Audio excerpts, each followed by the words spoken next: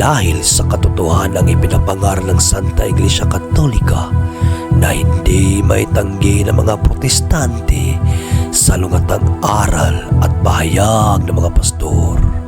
Ilalatad, lalatad, lalatad, lalatad.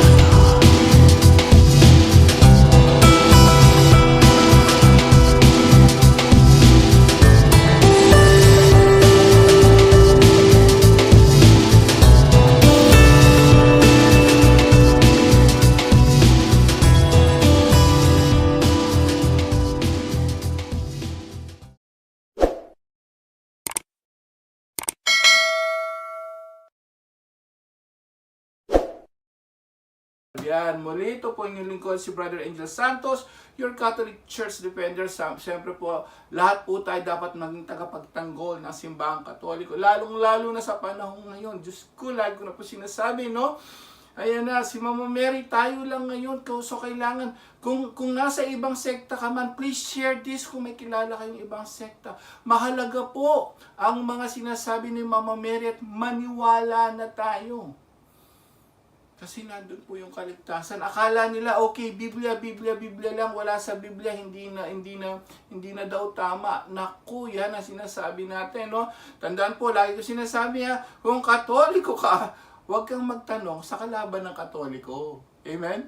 So, ang nangyayari, hindi nila naintindihan po ang devotion natin kay Mama Mary. At hindi nila naintindihan, dahil wala silang devotion kay Mama Mary, hindi nila naintindihan na ang panalangin pala kay Mama Mary ay pwedeng ikaligtas ng kaluluwa nila.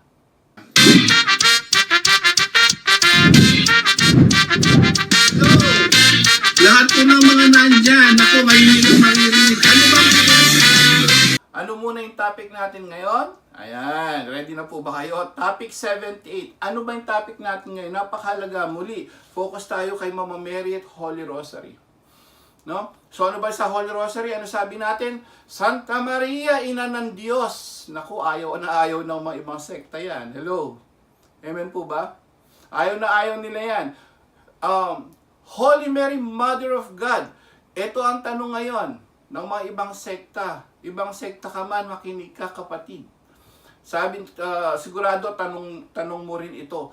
Paano daw, topic 78, paano daw naging ina ng Diyos si Mama Mary? Or paano daw naging Mother of God? Meron bang ina ang Diyos? Espiritu yan? Amen po ba?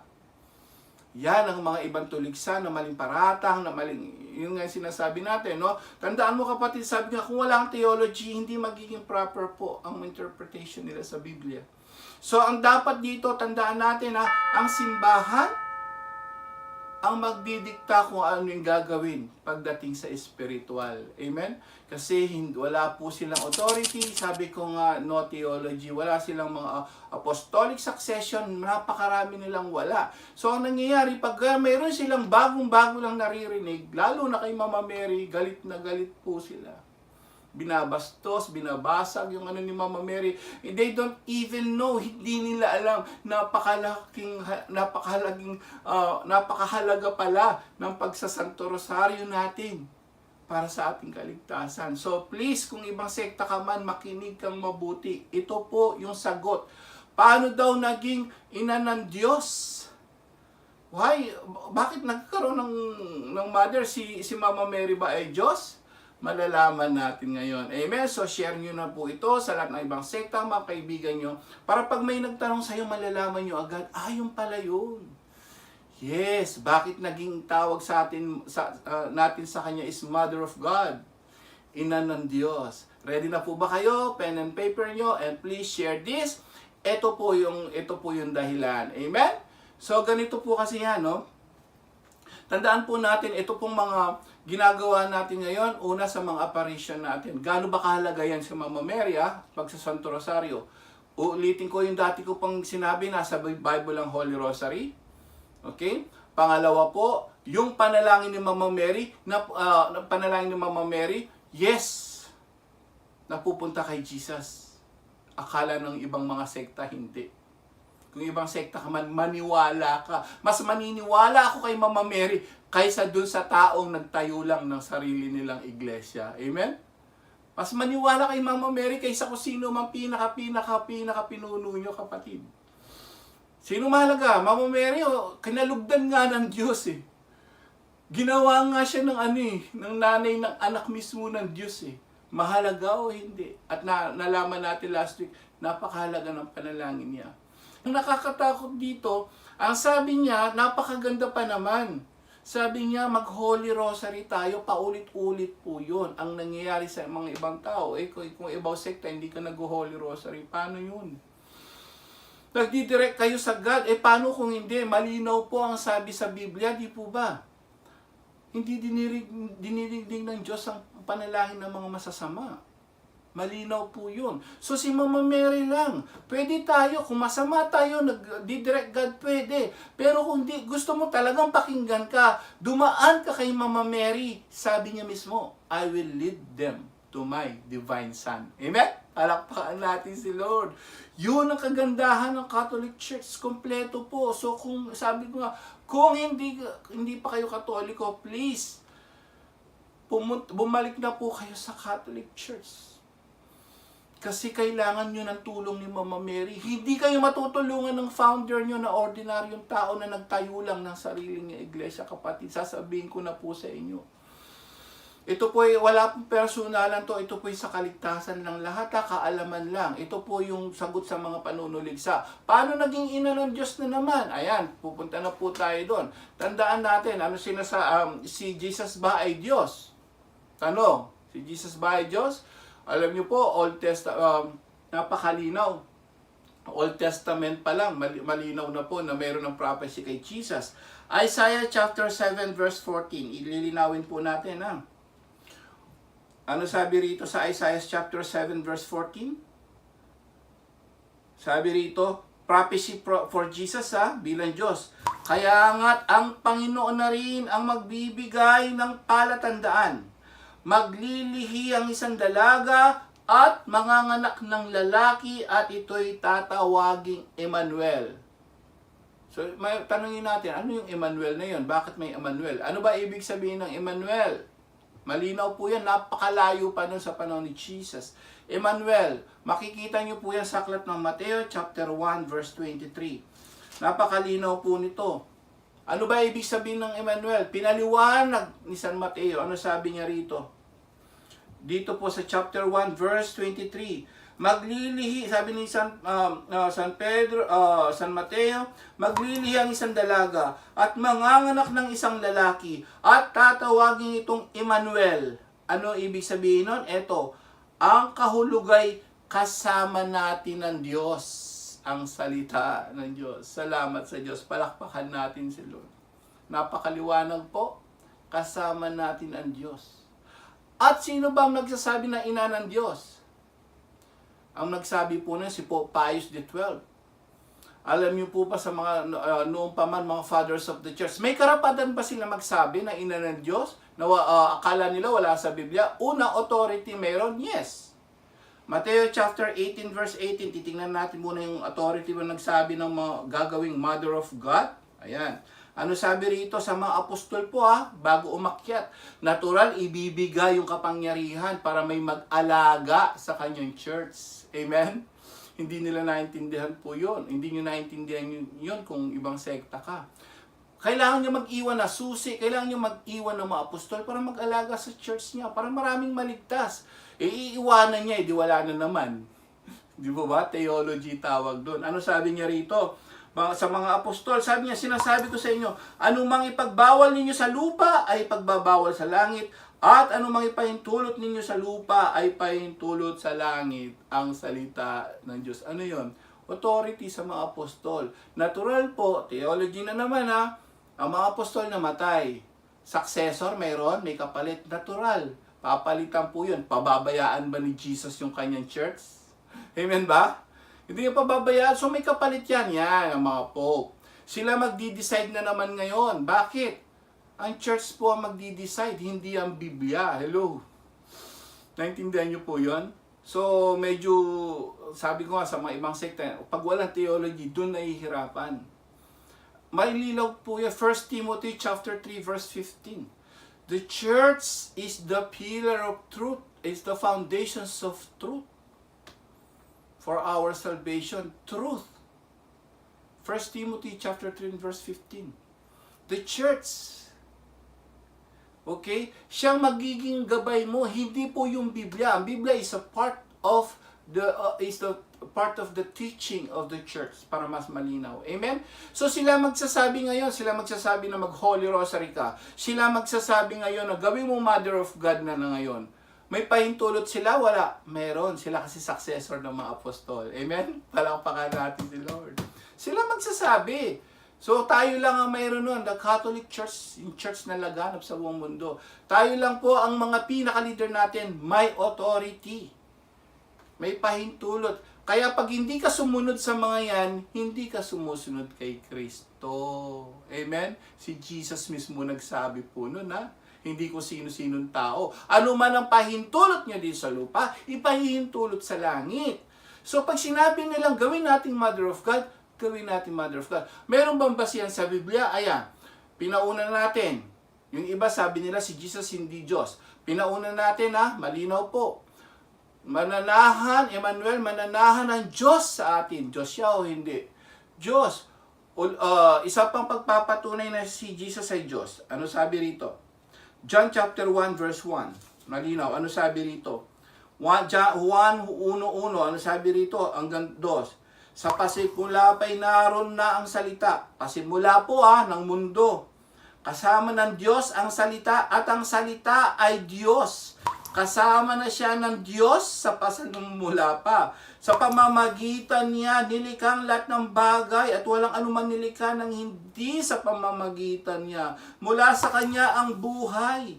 At ang buhay na siyang ilaw ng sangkatauhan, magliliwanag sa kadiliman ng ilaw at hindi ito kailanman magapi ng kadiliman ang salita ng Diyos. Salamat sa Diyos. Palakpakan natin si Lord. Malinaw po ba yon? Si San Juan mismo binanggit niya, ano sabi niya? Ang salita mananahan. Anong nangyari sa salita na Diyos? Anong nangyari sa 14? Jump tayo. Nasabi, naging tao ang salita at siya'y nanirahan sa piling natin. Ang salita ng Diyos. Kaya pala tinawag na Emmanuel. Mananahan ang Diyos sa atin. Sabi ng iba, mga Muslim po, at saka mga Iglesia ni Cristo po, mga kapatid natin sa ibang pananampalataya, sabi nila, hindi daw Diyos si Jesus. Patunay yon. Mananahan, naging tao, ibig sabihin hindi siya tao talaga. Siya ay na Diyos na naging tao. Pero totoong tao. Ang Diyos na naging tao, may nanay o wala? Inulit natin yon. Isaiah 7:14. Maglili ang isang dalaga. Matthew chapter 1 verse 23. Tatawaging Emmanuel, ibig sabihin, ang Diyos ay sasa atin. Ginawa bang, meron ba na talagang binigay ang Diyos anak? No? Lucas chapter 1 verse 30 to 33. Mayroon bang nanay ang Diyos anak? Ano sabi rito? Kaya't sinabi sa kanya ng anghel, chapter 1 verse 30 to 33. Kaya't sinabi sa kanya ng anghel, huwag kang matakot Maria sapagkat kinalugdan ka ng Diyos. Makinig ka, ikaw ay maglilihi at manganganak ng isang lalaki na siya'y tatawagin mong Jesus. Word for word, maglilihi ang dalaga, Old Testament. Sa New Testament, ayan na. Nangyari po, hindi. Nangyari. Kinalugdan siya. Ang Diyos, hindi po siya alabok galing sa alabok. Galing sa Espiritu ng Diyos. So, Diyos siya o hindi? Diyos. Sabi ng ibang sekta, hindi daw Diyos, tao lang. No? Siya po ay Diyos. Kailanman hindi nawala ang pagka-Diyos niya. Nagpakababa lang siya during that time. Amen? Theology lang yung kasi kailangan maintindihan ng tao. Yan. So, ngayon, paano mo malalaman yung word for word naman? Hello, ready na po ba kayo? Ayan, word for word naman. Ito bang mayroon ba talagang nagsabi na talagang ang Mama Mary ay tatawaging ina ng Diyos? Word for word po. So kanina authority. Sinabi na ng si Pope Pius XII, tatawaging ina ng Diyos. Pwede o hindi? Binigyan ng authority ni Jesus yung mga Pope Amen ba? Sila po yung mga successor ng mga apostol para maintindihan nyo. May biblical verse, base o wala? Mayroon. Ito mismo ang nagsabi. Kilala nyo po ba si Elizabeth? Yung asawa ni Zacarias po, na tatay ni John the Baptist, Juan Bautista. Siya mismo nagsabi po, ito magugulat kayo word for word, ibigay niyo po ito sa mga ibang sekta na ayaw maniwalang, ayaw nilang tawaging ina ng Diyos, si Mama Mary. Basa, Lucas chapter 1 verse 43, ayan, para magkaalaman na po tayo, no? Ano sabi rito? Dinalaw, naalala nyo, dinalaw ni Mama Mary si Santa Elizabeth. Ano sabi mismo ni Santa Elizabeth? Sabi niya, sino ako upang dalawin ng ina ng aking Panginoon? Ang salita ng Diyos. Salamat sa Diyos. Palakpakan po natin si Lord. Word for word, napakalinaw po. Hindi lang pala ang mga pope, hindi lang pala yung mga successor ng mga apostol na nagsabi. Mismo po, nanay ni San Juan Bautista ang nagsabi kay Mama Mary. Tinawag si Mama Mary na ina ng Diyos, ina ng Panginoon. Amen ba? Ayan, malinaw po. May basihan tayo sa Biblia? Wala. Mayroon eh. Napakalinaw po nun, mga kapatid, brothers and sisters.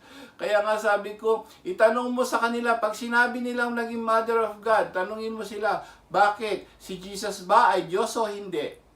Pag sinabi nilang Diyos, tapos na usapan. Amen? Siya ba'y tao? Yes. Siya ba'y Diyos? Yes. So pagka ang Diyos na naging tao, nagkaroon ng nanay, anong tatawag mo sa nanay? Anak lang ng tao? Hindi. Pwede rin siya maging ina ng Diyos. Bakit? Dahil si Jesus mismo ay Diyos. Amen. Palakpakan natin si Lord. Alam niyo po, napakalaking kamalian ng mga iba't ibang sekta, 44,000 sa buong mundo. Hindi nila naintindihan kung bakit naging Mother of God. Tandaan po natin na si Mama Mary ay hindi Diyos. Siya'y ina ng Diyos. Sino yung Diyos na anak niya? Si Jesus Christ. Nung nagkatawan, tao siya. Bagamat siya'y tao, Diyos pa rin siya. Hindi nawala ang pagka-Diyos niya. Kaya nga po bumubuhay ng patay. Amen? Kaya nga po nakita nyo dun sa mga, sa nakakitang ordinaryong tao, pati po yung bagyo, napapahinto niya. Amen? Sumusunod sa kanya pati bagyo. Sumusunod sa kanya kahit ilang demonyo. Tao bang ordinaryo lang yon? Hindi. Taong totoo, Diyos na totoo. May nanay o wala sa lupa? Mayroon. Si Mama Mary. Kasama niya o hindi? Isasama niya sa langit o hindi? Natural. Ang mga banal nga na isama sa langit si Mama Mary pa. Malakas siya kay Jesus o hindi? Natural. Biblical po. Hindi pa nga niya panahon magmilagro. Nagmilagro. Dahil sa pagmamahal sa kanya ng kanyang anak na si Jesus. Amen? Palakpakan natin si Lord. Yan. So, i-share nyo to kapatid. Yun po. So, tandaan po natin na kapag ikaw ay Katoliko, huwag kang magtanong sa kalaban ng Katoliko. Maliligaw ka kapatid, brothers and sisters. Yun ang dahilan bakit ginawang Mother of God na talaga. Hindi sa Diyos, tandaan po natin na si Mama Mary hindi Diyos. Ina siya ni Jesus na naging tao, na Diyos na totoo. Amen? So, tandaan po natin na yung tatlong persona ng iisang Diyos, Diyos Ama, Diyos Anak, Diyos Espiritu Santo, iisang Diyos lang yan. Wala silang nanay sa pagka-Diyos. Amen? Ang nanay, si Jesus ay nagmula kay Mama Mary, sa kanya lahat galing, yung dugo niya, yung laman, yung buto niya, galing mismo kay Mama Mary. Amen? So lahat po yan kahit dugo niya. Kaya itong taong si Jesus na nanggaling mismo sa sinapupunan niya ay Diyos din. Kaya pwede siyang tawaging Mother of God. Amen? Kahit nga si Elizabeth, ano mismo sabi niya?